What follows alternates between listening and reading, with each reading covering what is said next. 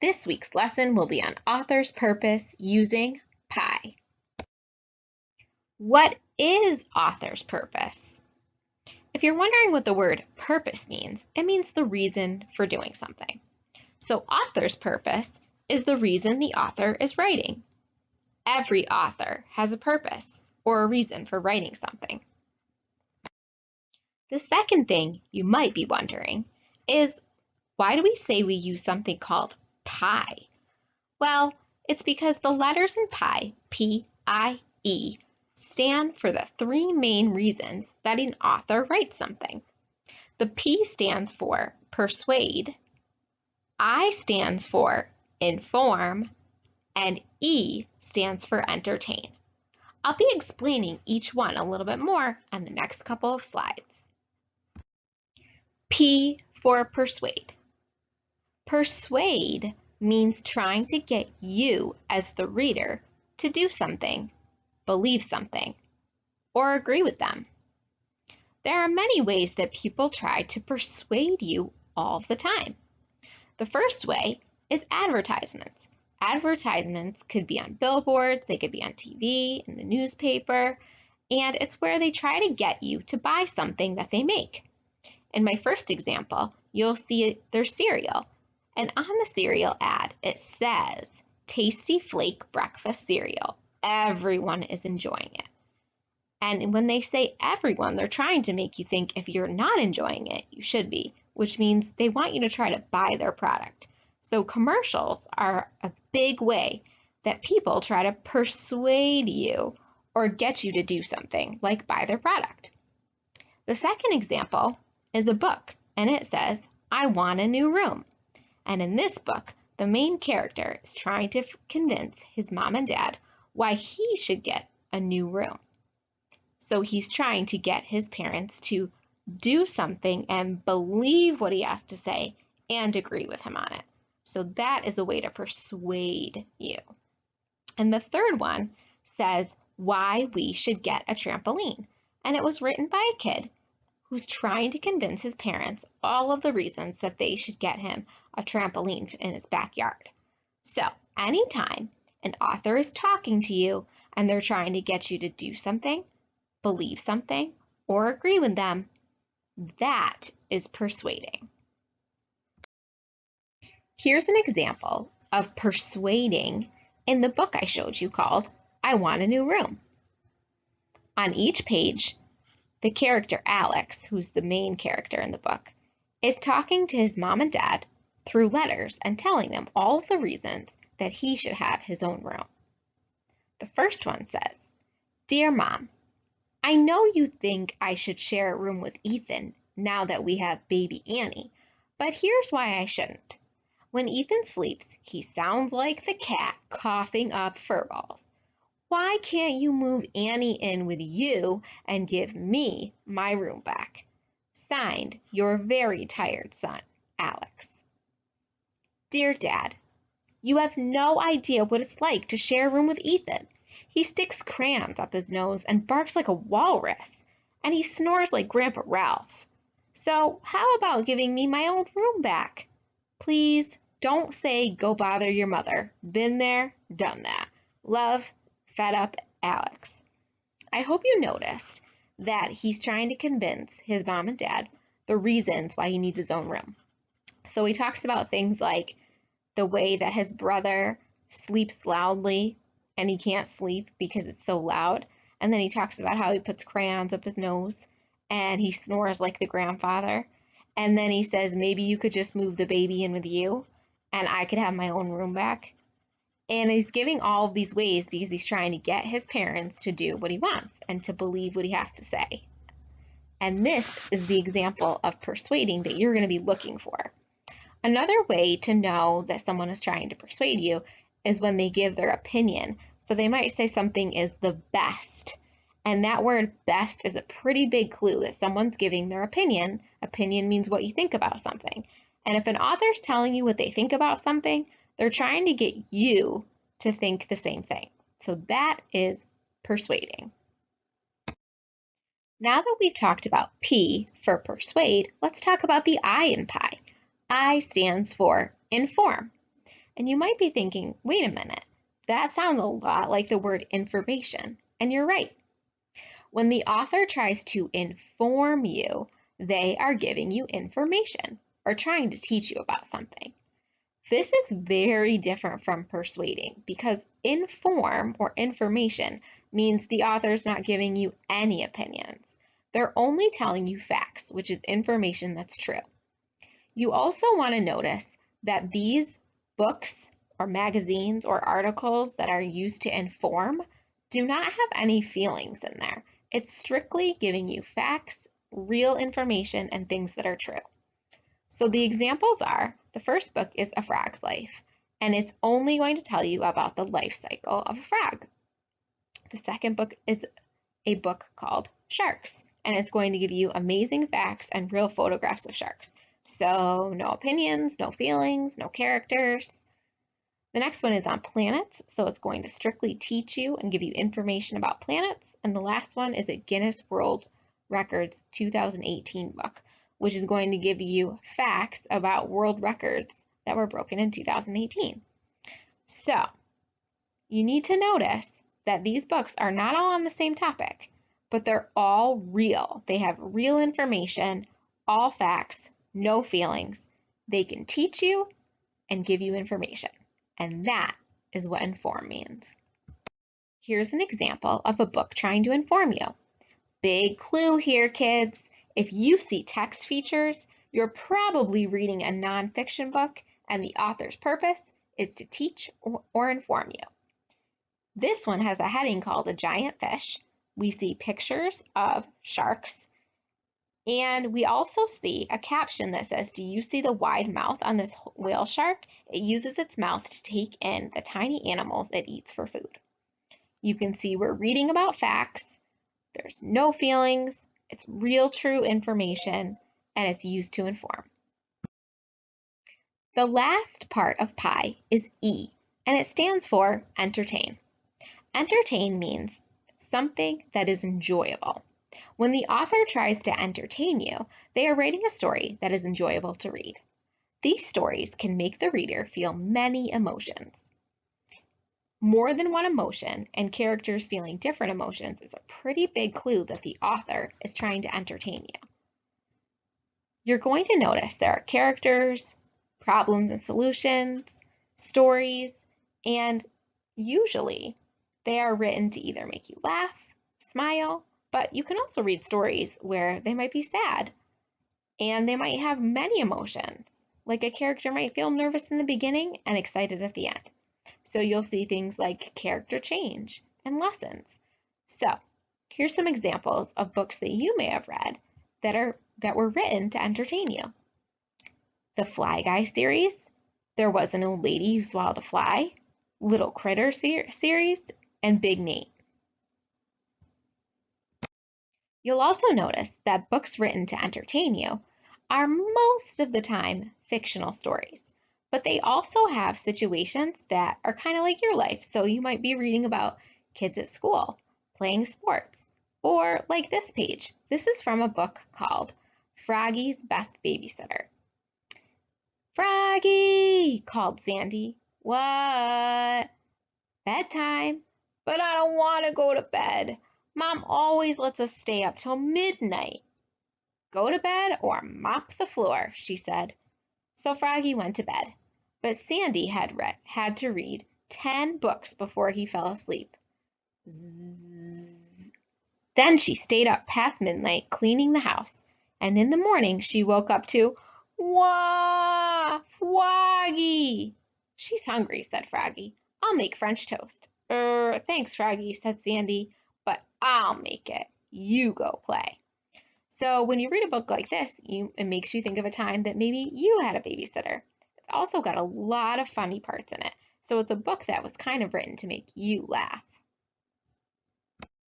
Okay, let's recap before we play a game. Persuade means trying to get you as the reader to believe or do something. Inform means trying to teach you or give you new information. And entertain means trying to get you to enjoy reading. So, we're going to look at the choices along the bottom, and we're going to think about each one and what the purpose of an author writing it would be. We're going to start with the first one. Our first choice says joke book. Now, a joke book, the whole point of telling a joke is to get someone to laugh. So which one, persuade, inform, or entertain, would be trying to get you to enjoy or laugh?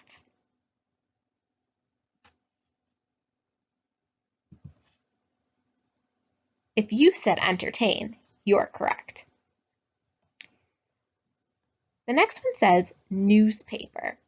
And a newspaper is where we read about things that are happening.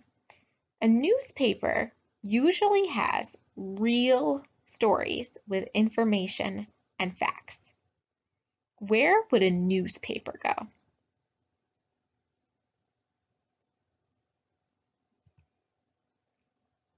If you said inform, the author's purpose is to inform with a newspaper, you are correct. The next one says a poem. I don't think a poem's going to try to persuade me to do something. It usually doesn't have facts. It has lots of feelings. When I think about more than one feeling, I think about entertain. We got it, entertain. The next one says commercial. Commercials are on TV, and they're usually trying to get you to buy something.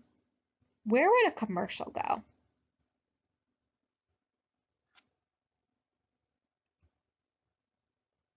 Yes, a commercial is where an author is trying to persuade you. A company might be trying to persuade you to buy their product. Next, we have Harry Potter. Well, even if you haven't read Harry Potter, you know that there's lots of magic in these stories. So I don't think it could be informed because magic is not real and it doesn't have facts. Persuade means trying to get you to do something. I don't think Harry Potter's trying to get me to do anything in his books or his movies. So I'm thinking they're supposed to just be fun to read. We're right. Harry Potter, the author's purpose was to entertain you. The next one says an opinion letter. And if you're not sure what opinion is, remember, an opinion is what someone thinks about something. So if someone writes an opinion letter, it means they wrote all about what they think about a topic. If someone's telling you what they think about something, do you think it's to entertain you? Probably not. Inform you? It could be, but remember, opinions are what you think and feel. They're not facts. So persuade is trying to get you to think or believe something. I'm thinking opinion letter goes there. Let's see. We got it. Nice job. The next one says a gardening book. If it's a book about how to garden, I'm thinking it must be to inform me because it's going to teach me something. And anytime we're learning something or an author is trying to teach us, the purpose is to inform. And the last one says cookbook. So a cookbook tells me how to cook something. So it's teaching me, and I might be learning a new recipe. So those words teach and learn are pretty big clues that the purpose must be to inform. It's time to see if we can identify the author's purpose when reading. Look for clues. I'm going to be giving you a couple of very short paragraphs, and in those paragraphs, you have to decide, is the author, P, trying to persuade or make me believe something? I, giving information, trying to teach me something, inform? E, entertain. Is the author just writing this so I can enjoy a story? Let's see how you do. Once upon a time, there was a beautiful princess named Lily. She lived in a grand castle with her mother and father. Lily was a kind princess who liked to help all the people in her kingdom. What is the author's purpose? Well, let's see what clues I noticed as I read. This book has characters. We have Princess Lily, we have her mother and father. There seems to be a story to it where Lily is helping people in her kingdom. And it seems like something I would read for fun. I'm not learning anything, and the author's not trying to get me to believe anything. So I think this book is to entertain. Here's our next one. Frogs are amphibians. They can live on land or in water. A frog can lay thousands of eggs, called frog spawn. In the winter, they hibernate in the mud. What is the author's purpose? So the first thing I need to ask myself is, did I read about any feelings? No. Is the author trying to get me to do something? Doesn't seem like it. Let's see. I found that there were facts in this. So it's telling me frogs are amphibians. That can be proven. They live on land or in water. That's true.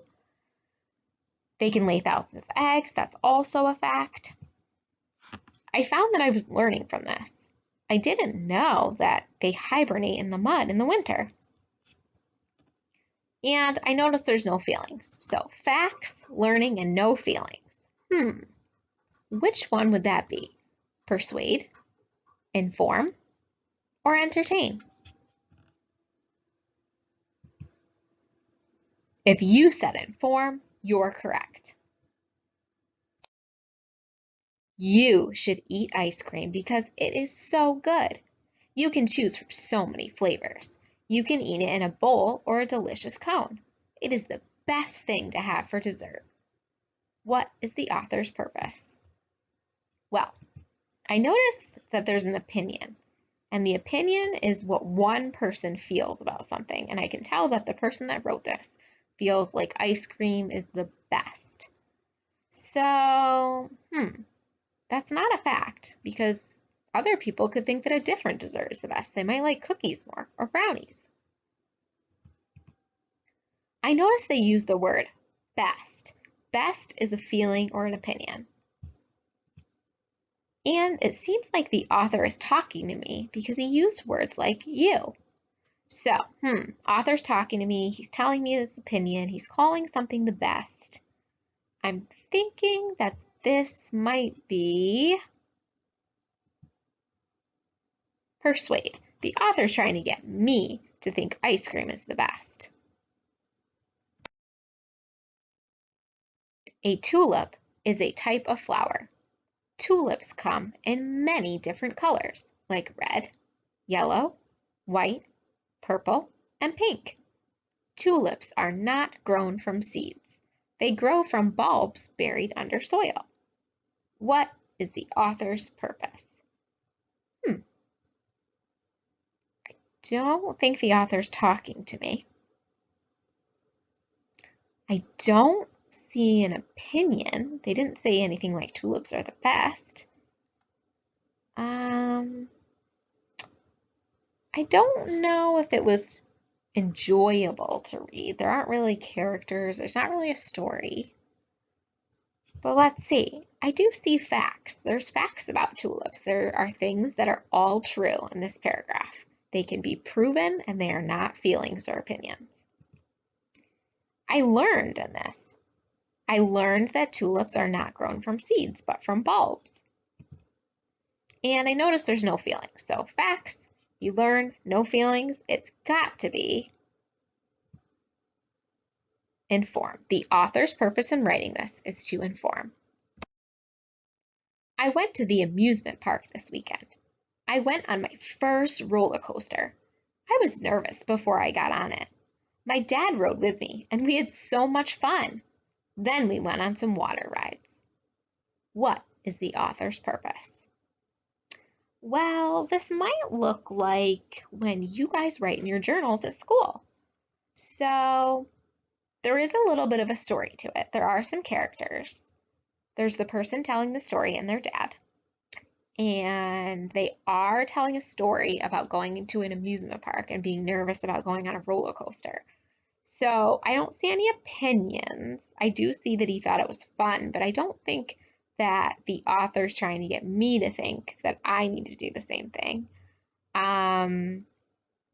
There's some definitely more than one feeling. There's being nervous and then there's having a good time. So, feelings, a story, and it seems like something you would read for fun, and the author might be writing it for fun. So, what do you think? Do you think this could be to persuade, inform, or entertain? If you said entertain, you're correct. Now, as second graders, it's very important that we can not just read and know about author's purpose, but we also need to be able to write what we think the author's purpose is. So we don't just write inform, entertain, or persuade. We have to prove it. Think about how I added those clues on each slide. Now, I read the book Adventures of Frog and Toad, and the question for me is, what is the author's purpose for writing Adventures of Frog and Toad? And here's what I said. The author's purpose for writing Adventures of Frog and Toad is to entertain. I think this because the author is telling a story with characters, there are many feelings in the book, and it is fun to read. So, I didn't just write entertain, I explained. I showed how it was enjoyable to read. Now, you may be having a very big question right now in your brain, and it might be, Miss Rocco, can I have more than one answer for a book? Can a book have more than one purpose? And the answer is yes. A book could be written by the author with more than one purpose. They could be writing to persuade you about something, but it could also be to entertain. They could be writing to teach you about something, but it could also be to entertain because it might be enjoyable to learn something new. So the answer is yes. A book can have more than one purpose, but if we're asking for a purpose in your writing and your written responses, it's okay to pick one of them that you think the author was using more. And in Frog and Toad, I felt like the author was trying to entertain me. There was a story, there were characters, there were more than one feeling. It wasn't trying to get me to do anything. It wasn't trying to teach me facts. So I felt that the book was written to entertain. You will be watching a read aloud and trying to figure out the author's purpose for writing. Click the link in the description bar, which you can find below, to write me your answer. Enjoy the book. It's one of my all-time favorites, and it might be yours too.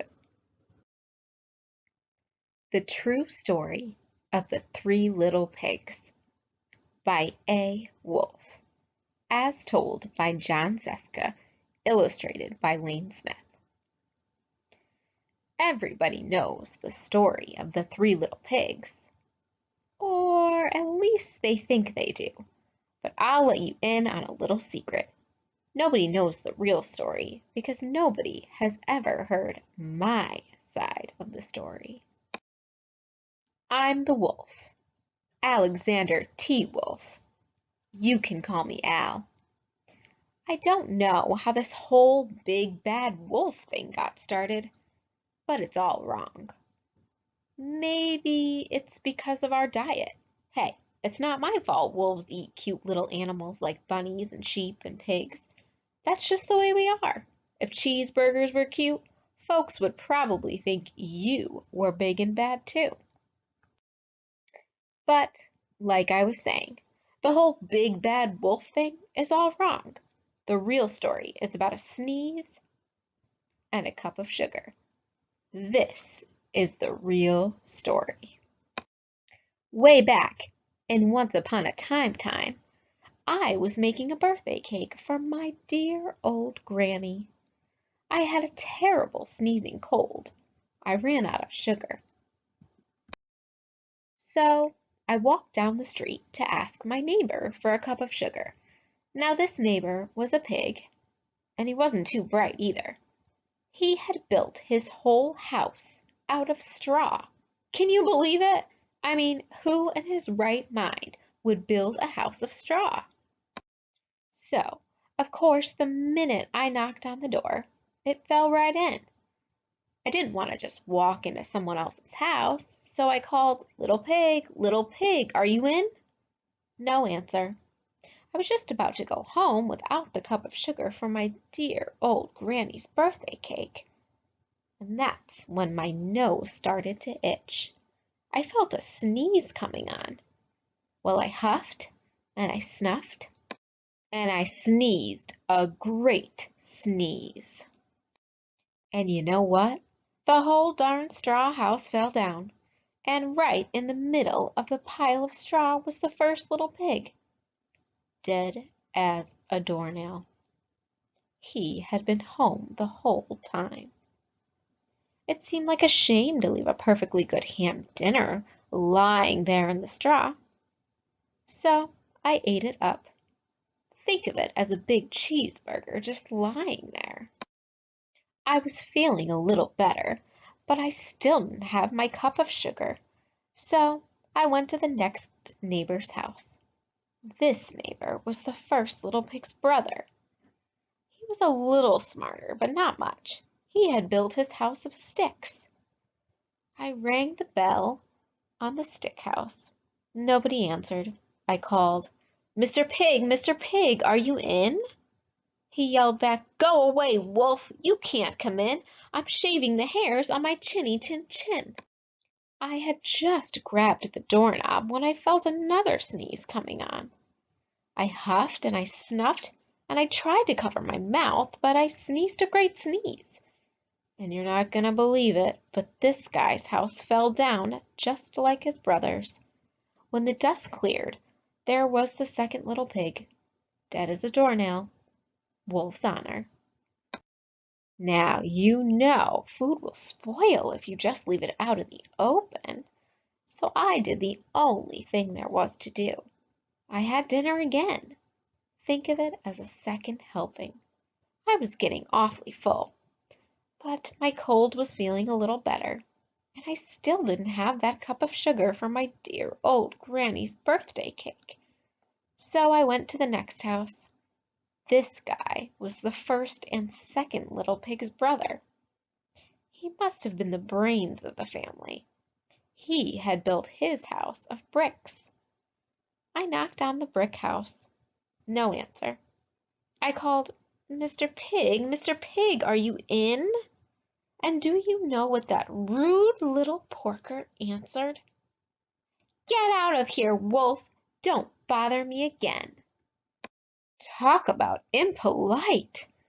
He probably had a whole sack full of sugar, and he wouldn't give me even one little cup for my dear, sweet old granny's birthday cake.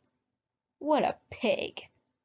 I was just about to go home and maybe make a nice birthday card instead of a cake when I felt my cold coming on.